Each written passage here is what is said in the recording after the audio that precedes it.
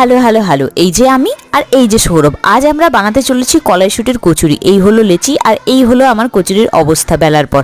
কারণ এই ভেতরের যে পুরটি বানিয়েছে সৌরভ আর অনেক নরম করে দিয়েছে, তার জন্য এরকমভাবে বেরিয়ে যাচ্ছে। মাথায় আমার প্রচুর রাগ, এমনিতেই আমি অল্পেতেই একটু বেশি রেগে যাই, ঠিক আছে। তো আমি রেগে এগুলো আবার বেলছিলাম। ও আমায় সেজন্য বলছে যে তুই ইচ্ছা করে জোরে জোরে বেলছিস।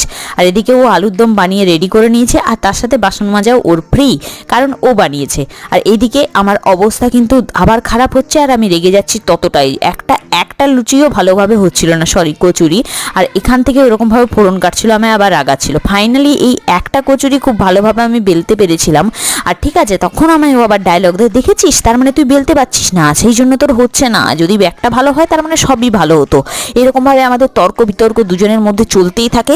আর তার রেস কি হয় সেটা জানতে তোমাদের পরের মিনি ব্লগের জন্য একটু অপেক্ষা করতে হবে। তো আমি কালকেই আসছি। ভালো লাগলে লাইক কমেন্ট সাবস্ক্রাইব করে দিও।